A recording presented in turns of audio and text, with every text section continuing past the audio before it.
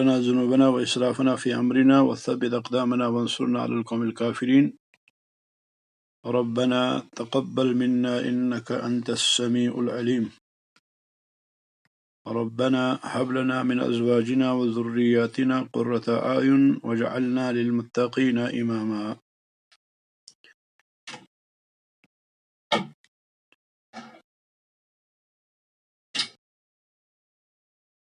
أما بعد، آج ہم دوسرا پہلو لیں گے مسئلے کا، اور ہمارے سامنے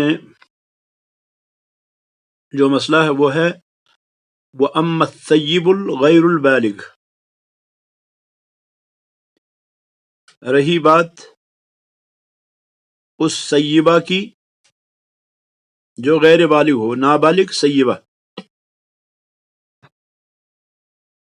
نابالغ سیبہ لڑکی کی جو بات ہے، تو فَإِنَّ مَالِكًا وَأَبَا حَنِيفَةَ قَالَا يُجْبِرُهَا الْأَبُ عَلَى النِّكَاحِ. تو امام مالک اور ابو حنیفہ رحمۃ اللہ علیہما فرماتے ہیں کہ والد نکاح پر ان دونوں کو مجبور کرے گا، ان کو مجبور کر سکتا ہے، اس سیبہ نابالغ کو مجبور کر سکتا ہے. وقال الشافعی لا یجبرها، اور شافعی فرماتے ہیں وہ اس کو مجبور نہیں کرے گا. وقال المتاخرون، اور متاخرین نے کہا، متاخرین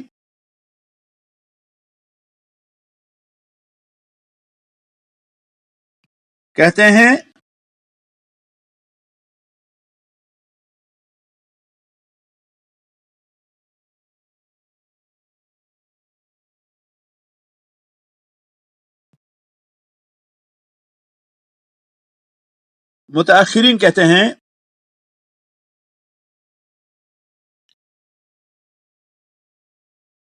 ان فی المذہب فیہا ثلاثۃ اقوال، کہ مذہب مالکیہ میں اس بارے میں 3 اقوال ہیں. قول ان الاب یجبرها ما لم تبلغ بعد الطلاق، ایک قول یہ ہے کہ والد اپنی بچی کو مجبور کر سکتا ہے نابالغ ہونے کی صورت میں، طلاق کے بعد بھی. یعنی نابالغی کی صورت میں اس نے لڑکی کی شادی کر دی اور پھر طلاق ہو گئی، طلاق ہونے کے بعد اب بھی وہ نابالغ ہے، تو وہ کہتے ہیں ایک قول یہ ہے کہ وہ اس کو مجبور کر سکتا ہے. وہ قول اشہب، یہ مالکیہ میں سے اشہب کا قول ہے. وقول انہ یجبرها وان بلغت، دوسرا قول یہ ہے کہ وہ اس کو مجبور کرے گا چاہے وہ بالغ ہی کیوں نہ ہو. وہ قول سہنون، یہ امام سہنون کا قول ہے. وقول انہ لا یجبرها وان لم تبلغ، اور تیسرا قول یہ ہے کہ وہ اس کو مجبور نہیں کرے گا چاہے وہ نابالغہ ہی کیوں نہ ہو. وہ قول ابی تمام، یہ ابو تمام مالکی کا قول ہے. ابن رشد فرماتے ہیں والذی حکیناہ عن مالک هو الذی حکاہ اہل مسائل الخلاف، کہ جو ہم نے امام مالک سے اس بارے میں روایت کیا، بیان کیا، وہی ہے جسے مسائل خلاف والوں نے بیان کیا ہے. مسائل خلاف یعنی کچھ علماء نے کتابیں لکھی اور اس میں انہوں نے اختلافی مسائل کو ذکر کیا، تو ان مصنفین میں سے ابن قصار ہیں، ابن قصار وغیرہ عنہ، اور اسی طرح سے ابن قصار کے علاوہ دوسرے لوگوں نے امام مالک سے یہ نقل کیے ہیں یہ اقوال.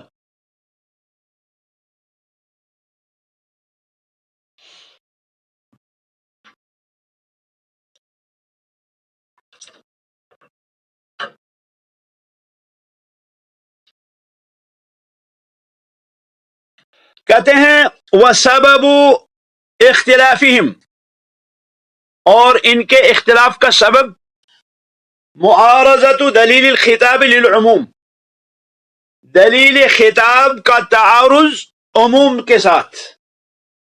ہمارے پاس دو چیزیں ہیں، ایک ہے دلیل خطاب اور دوسری چیز ہے عموم آیات، عموم احادیث، عموم نصوص۔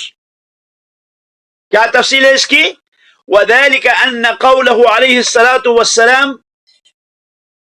نبی علیہ الصلوۃ والسلام کا یہ فرمان کہ تُسْتَأْمَرُ الْيَتِيمَةُ فِي نَفْسِهَا وَلَا تُنْكَحُ الْيَتِيمَةُ إِلَّا بِإِذْنِهَا۔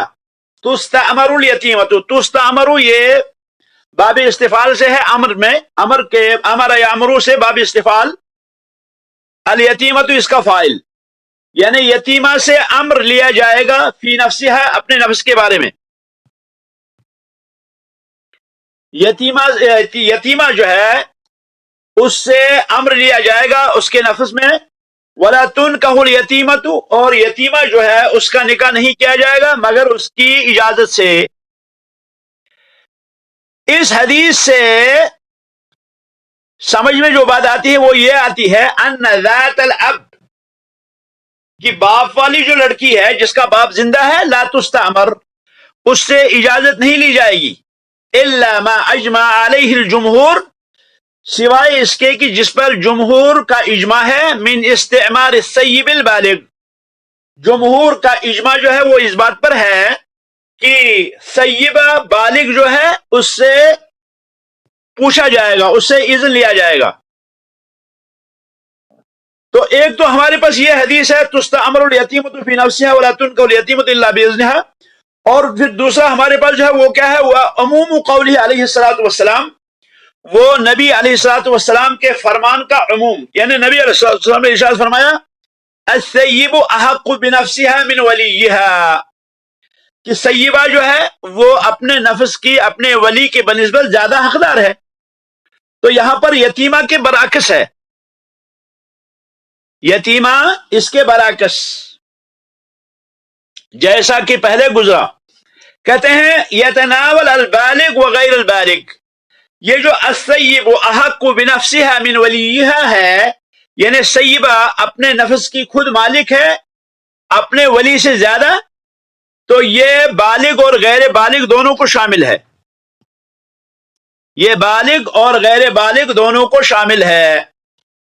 کہتے ہیں وَكَذَلِكَ قَوْلُهُ علیہ الصلوۃ والسلام، اسی طرح سے رسول اکرم صلی اللہ علیہ وسلم کا یہ فرمان کہ رسول اکرم صلی اللہ علیہ وسلم نے فرمایا لا تنکح العیم حتی تستعمر، کہ عیم جو ہے، عیم کا نکاح نہیں کیا جائے گا یہاں تک کہ اس سے اجازت نہ لی جائے گی، ولا تنکح، اور اس کا نکاح نہیں کیا جائے گا حتی تستأذن، یہاں تک کہ وہ اجازت نہ دے۔ عیم یعنی وہ جس کی شادی ہو چکی ہو، چاہے پھر طلاق ہوئی یا شوہر فوت ہو گیا یا کچھ اور مسئلہ ہوا، لیکن نکاح اس کا ہو چکا ہے، اس کو ہم عیم کہیں گے، چاہے چھوٹا ہو چاہے بڑی ہو۔ تو اس عیم کے بارے میں حکم دیا نبی علیہ الصلوۃ والسلام نے کہ اس کا نکاح نہیں کیا جائے گا یہاں تک کہ اسے پوچھا نہیں جائے گا، اور اس کا نکاح نہیں کیا جائے گا یہاں تک کہ وہ اجازت نہ دے، یہاں تک کہ اس سے اجازت نہ لی جائے۔ یہ جو نبی علیہ السلام کا فرمان ہے یدل بعمومہ علی ما قالہ الشافعی، یہ عموم میں، عموم کے ساتھ، یعنی اس حدیث کے عموم کو ہم دیکھیں گے تو یہ دلالت کرتا ہے اس بات پر جو شافعی فرماتے ہیں، جو شافعی فرماتے ہیں۔ تو گویا کہ سبب اختلاف یہاں پر کیا ہے، یہاں دلیل خطاب کا عموم کے ساتھ تعارض، یہ سبب اختلاف ہے۔ کہتے ہیں ابن رشد ولی اختلاف فی ہاتین المسئلتین سبب آخر،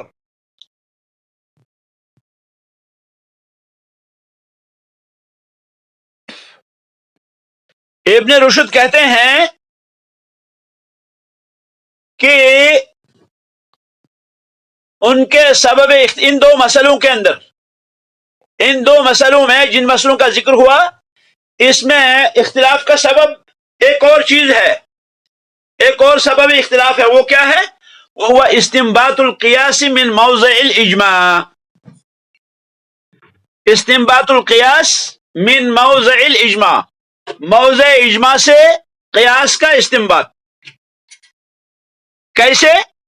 وذلك أنهم لما أجمعوا على أن الأب يجبر البكر غير البالغ، علماء کا جب اس بات پہ اتفاق ہوا کہ والد اپنی باکرہ غیر شادی شدہ غیر بالغ بچی کو نکاح پہ مجبور کر سکتا ہے، وَأَنَّهُ لَا يُجْبِرُ السَّيِّبَ الْبَالِغ، اور یہ کہ وہ سیبہ بالغہ کو مجبور نہیں کرے گا، إِلَّا خِلَافًا شَاذًا فِيهِمَا جَمِيعًا، سوائے ان دونوں مسئلوں میں تھوڑے سے اختلاف کے، کما قلنا جیسے کہ ہم نے کہا، اختلافوا فی موجب الاجبار،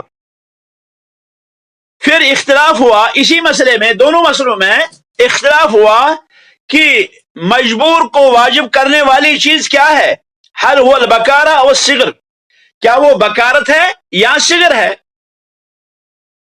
چھوٹا پن ہونا ہے یا بکارت ہے؟ فمن قال الصغر، جو یہ کہتا ہے چھوٹا پن، قال تو وہ کہتا ہے لا تجبر البکر البالغ، باکرہ اور بالغہ کو مجبور نہیں کیا جا سکتا، ومن قال البکارہ، جس نے یہ کہا کہ بکارت جو ہے، بکارت کیا ہے، وہ ہے سبب، وہ ہے اجبار کا موجب، قال تجبر البکر البالغ ولا تجبر الصیب الصغیرہ، تو وہ کہتے ہیں اس وجہ سے جو ہے کیا ہے، وہ مجبور کر سکتا ہے باکرہ بالغ کو، اور سیبہ صغیرہ کو مجبور نہیں کر سکتا۔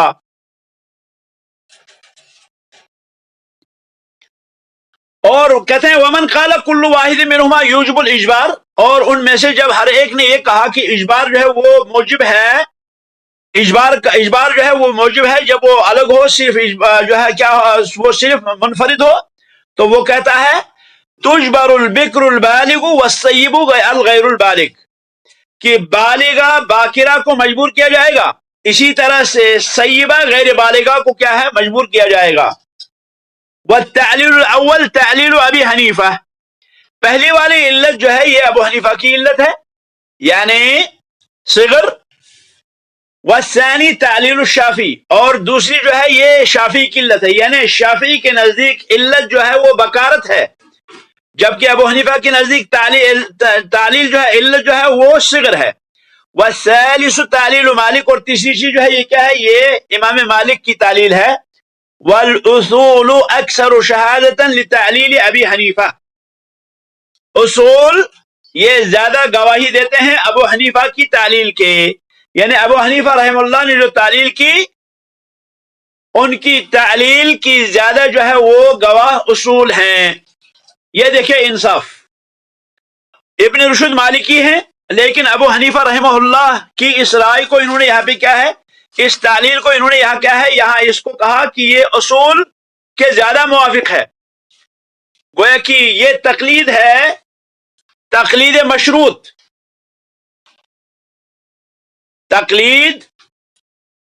تقلید عامہ نہیں ہے، تقلید مشروط ہے، جو ابن رشد رحمہ اللہ کے اس تعامل سے، اس قول سے ظاہر ہوتی ہے، یعنی ہے تو وہ مالکی، لیکن وہ راجح کس کو قرار دیتے ہیں، وہ راجح قرار دیتے ہیں ابو حنیفہ رحمہ اللہ کی علت کو، کیونکہ وہ متعصب نہیں تھے۔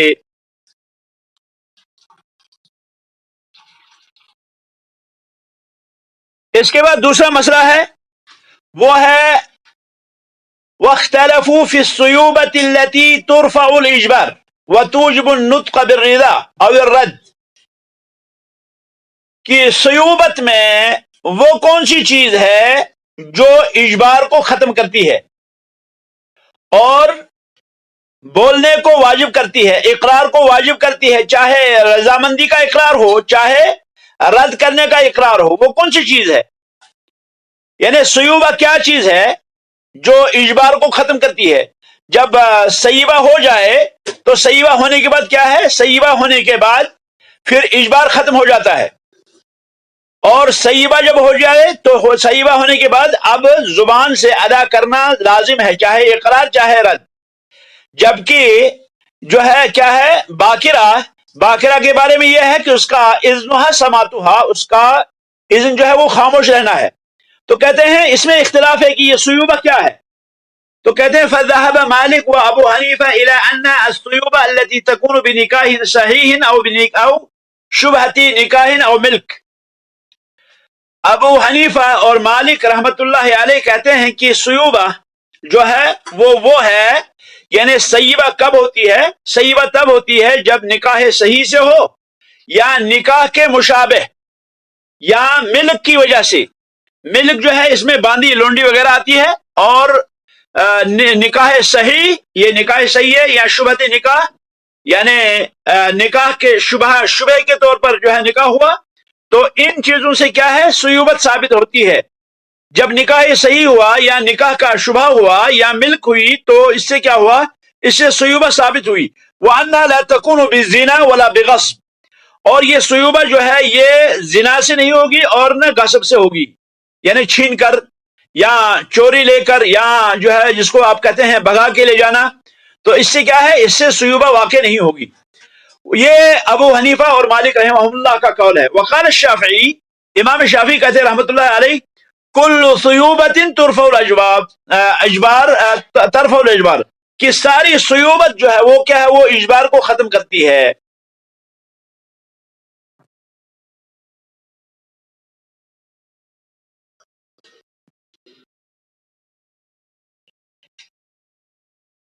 سیب جو معتبر ہے، جس سیبہ کو بات کرنے کا، جس سیبہ کی بات کا اعتبار ہے، وہ سیبہ ہے جو موتوعہ ہو فی القبل، دبر میں نہیں، قبل میں، سوان کان الوطء حلالا، چاہے وطا حلال ہو، او حرامن، یا حرام ہو۔ یہ امام شافعی اور امام احمد کا جو ہے کیا ہے؟ مذہب ہے۔ وقال مالک، مالک فرماتے ہیں،